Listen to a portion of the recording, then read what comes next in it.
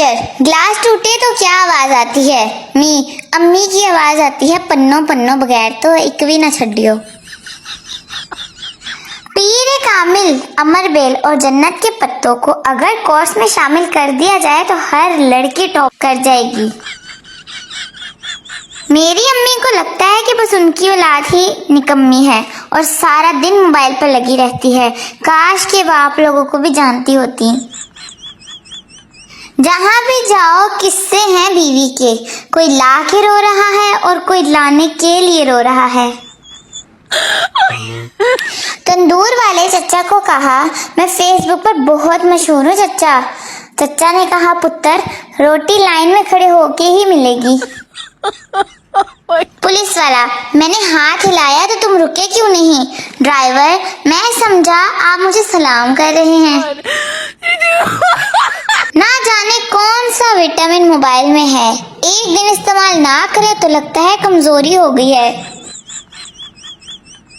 एक जमाना वो भी था जब हम रिंगटोन बदलने का शौक होता था, ढूंढ ढूंढ के नई से नई टोन डाउनलोड करते थे।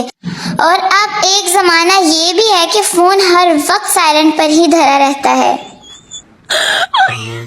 साल 2 साल बाद हजाम भी तब्दील कर लेना चाहिए।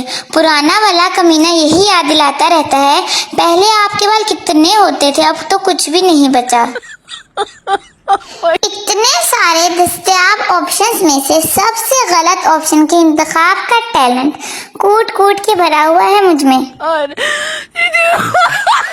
एक मर्द ही मर्द की फितरत समझ सकता है। मिसाल के तौर पर, ग्राहक, मुझे एक लेडी सूट चाहिए। दुकानदार, बेगम के लिए चाहिए या कोई अच्छा सा दिखाऊं?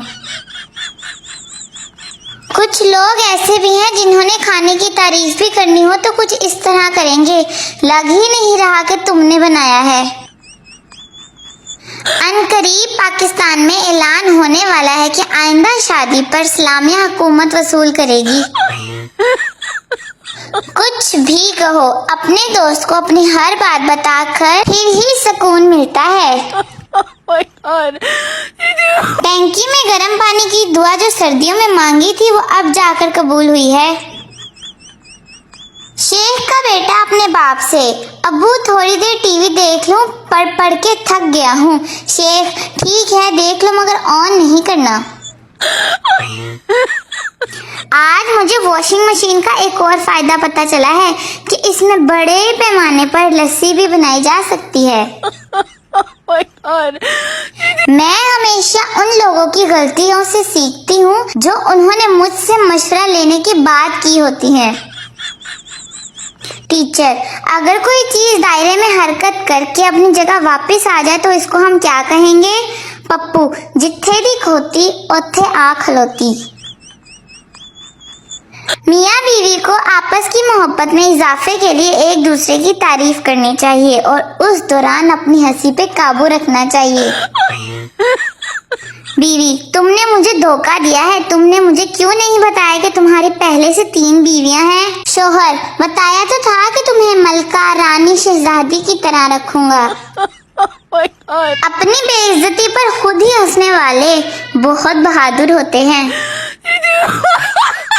जिस उम्र में आज बच्चों के दिल की घंटियां बज रही हैं, हम उस उम्र में लोगों के घरों की घंटियां बजाकर भागते थे। पूछना ये था कि वो कौन से सवालात हैं जिनके बारे में शायर ने कहा है, उसने शर्मा के मेरे सवालात पर ऐसे गर्दन झुकाई, मजा आ गया। सरदार के घर चोर आ गया। सरदार ने देखा तो चोर ने भागना शुरू कर दिया।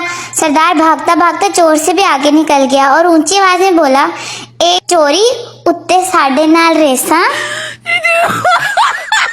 आदमी मच्छर से, आज दिन में क्यों काट रहे हो? मच्छर, ओवर टाइम लगा रहा हूँ साहब, माँ बाप बीमार हैं, घर में जवान बहन है और लड़के वालों ने जेल में 1 लीटर खून मांग लिया है। टीवी कमर्शियल्स में माएं बच्चों के गंदे कपड़े देखकर हंसती हैं। जब हम बचपन में कपड़े गंदे करके घर आते थे तो पहले अम्मी हमें धोती थी और फिर कपड़ों को।